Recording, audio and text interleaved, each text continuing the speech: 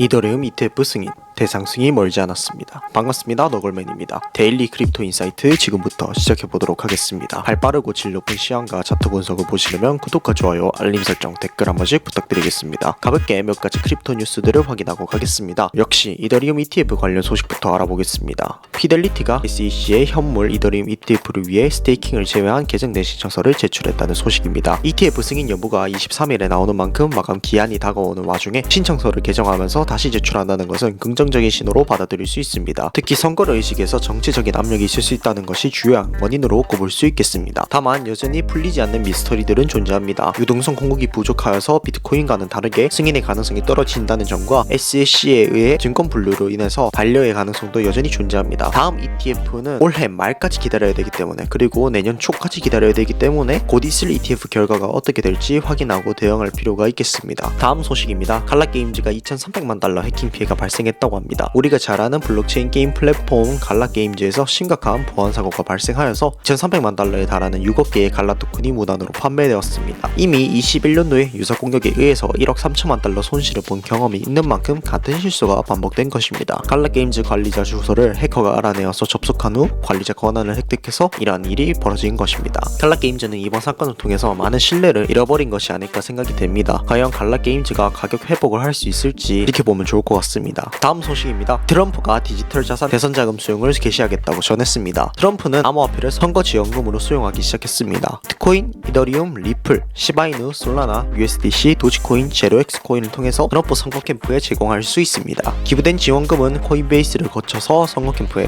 제공될 예정입니다. 코인도 주식처럼 테마가 확실히 있기 때문에 미리 대선 관련되어서 이러한 알트들을 잘 찾아보고 담아놓는 게 중요할 것 같습니다. 또한 코인베이스 관련해서도 잘 체크하는 것이 필요할 것 같습니다. 다음 소식입니다. 아서헤이즈는 일본 엔화의 약세가 비트코인 강세장을 이끄는 요인이라고 지목했습니다. 엔화의 가치 절하가 전 세계 통화 역학을 흔들 것이고 결과적으로 디지털 자산이 강세장을 맞을 것이라고 설명했습니다. 달러와 엔화의 무제한 통화 수합이 일어나면 중국의 위안화 가치 저하를 막을 수 있습니다. 이에 따라 달러 약세를 만들며 비트코인을 포함한 디지털 자산의 가치 상승으로 이어진다고 분석했습니다. 이처럼 각국의 통화 정책을 확인하고 암호화폐에 미칠 영향에 대해서 생각해보면 좋을 것 같습니다. 다음 소식입니다. 유니스왑은 디파이 산업 대변을 위해 SEC와 전쟁을 치룰 것이라는 입장을 보였습니다. 유니스왑은 계속해서 소송을 이어나갈 의사를 밝혔습니다. SEC가 디파이를 겨냥하여서 증권법 위반 기소를 예고한 바가 있습니다. 유니스왑은 그레이스케일과 리플 등 사례들을 분석하고 관련 변호사들을 통해서 소송에 나설 것이라고 설명했습니다. SEC는 유니스왑이 SEC에 등록 없이 브로커 또는 거래소로서 미등록 증권을 대중에게 판매했다고 주장합니다. 연장 연패를 거듭하고 있는 SEC가 디파이 규제에 성공할지 이 사건을 통해 알 수 있을 것 같습니다. 다음 소식입니다.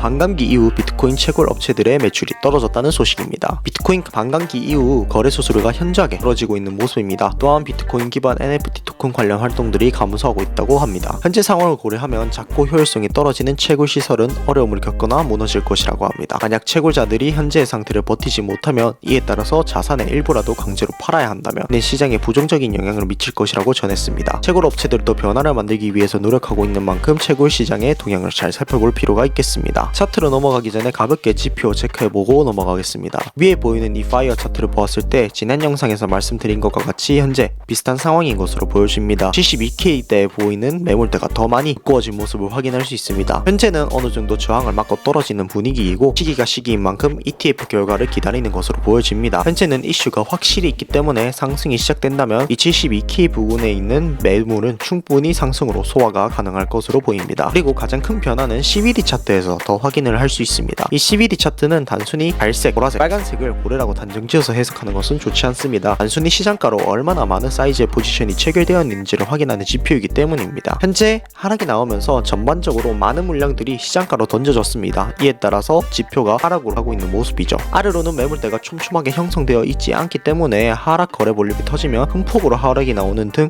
가격 방어가 쉽지 않은 상황입니다. 그럼에도 불구하고 언제든지 시장가로 고래 개미들이 매수를 많이 할 수 있는 상황이 된 것도 것도 사실입니다. 현재 단계가 일부 고래들의 수익 실현 단계가 아닌가라고 생각이 되는 CVD 차트라고 말씀드릴 수 있겠습니다. 다음으로 청산매 체크해 보겠습니다. 지난 영상에서 말씀드린 시나리오가 맞아 떨어지고 있습니다. 빠르게 69K를 찍으면서 유동성을 확보할 것이라고 제가 말씀드렸는데요. 지금 차트를 보시면 아시겠지만 상승이 나온 이후 하락이 나오면서 70K 밑으로 있던 69K 쪽에 청산 물량들을 모두 받아먹는 모습입니다. 이 69K 부근을 갔다 오는 것이 유동성 흡수 측면에서 아주 탁월한 선택이라고 볼 수 있겠습니다. 현재 69K 라인에서 어느 정도 계속된 하락 그리고 가격 유지를 통해서 청산 물량을 계속해서 받아먹는 모습을 볼 수 있습니다. 어느 정도 체결된 물량들은 체결이 된 상황이고 황보가 지속되면서 72K 근처부터 다시 청산 물량이 쌓인 것을 확인할 수 있습니다. 이대로 유동성을 확보한 상태로 올라갈지 아니면 다른 무빙을 보여줄지 확인해 볼 필요가 있겠습니다. 비트코인 차트를 확인해 보도록 하겠습니다. 역시 또 헷갈릴 수 있는 구간입니다. 햄버가 지속되고 있죠.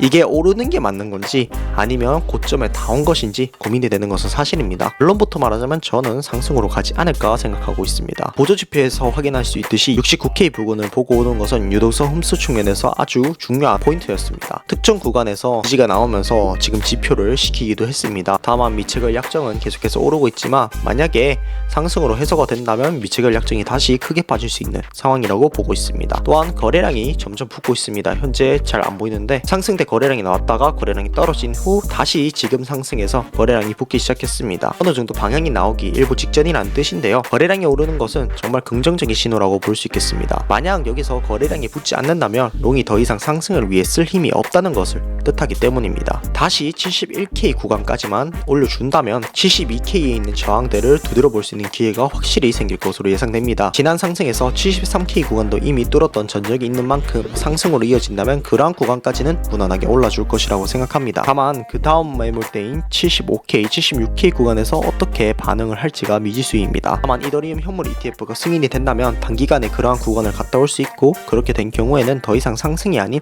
하락으로의 전환을 고려해볼 수 있는 구간이 될 것 같습니다. 저와 같이 시황 계속 확인하면서 어떻게 대응할지 고민해보면 좋을 것 같습니다. 시황을 공유하는 무료 텔레그램방을 운영 중에 있으니까요. 많은 정보 얻어가시면 좋을 것 같습니다. 이더리움도 간단하게 보겠습니다. 사실 차트적으로는 이게 딱히 의미가 없습니다. 왜냐하면 ETF 딱 그 이슈만으로 모든 상승과 하락이 설명이 되기 때문입니다. 확실한 이슈가 있고 기대감도 있기 때문에 차트가 역시 상승으로 많이 기울어 있는 모습입니다. 비트코인과 다르게 지표도 어느 정도 씻기는 했지만 기본적으로 RSI를 보면은 50 밑으로 잘 안 떨어지고 50 위로 거뜬히 넘어주고 있는 상황이고요. 개인적으로 이더리움의 경우에는 신규 진입은 무리가 있으니 그냥 조심만 하면 좋을 것 같다라는 말씀을 드리고 싶습니다. 마지막으로 미증시 나스닥 확인해 보도록 하겠습니다. 예상외로 횡보의 움직임보다 그리고 하락의 움직임보다는 우상향의 움직임을 만들어내고 있습니다. 제가 지난 영상에서 과연 2평의 지지를 받고 계속해서 상승을 할 수 있을 것인지 보자고 말씀드렸습니다. 놀랍게도 현재 2평 지지를 받으면서 꾸준히 상승 중입니다. 미장이 시작하고 나면 매수세가 강하게 들어와주면서 큰 상승은 아니어도 변동성이 생기고 우상향을 하는 모습을 볼 수 있습니다. 곧 공개되는 FOMC 회의록에 따라서 어떻게 시장이 반응할지 체크해보는 것이 가장 중요한 상황이 될 것 같습니다. 이상으로 데일리 크립토 인사이트 마치도록 하고 다음에도 더 좋은 시황과 더 좋은 차트 분석으로 여러분들에게 좋은 정보 드릴 수 있도록 하겠습니다. 감사합니다.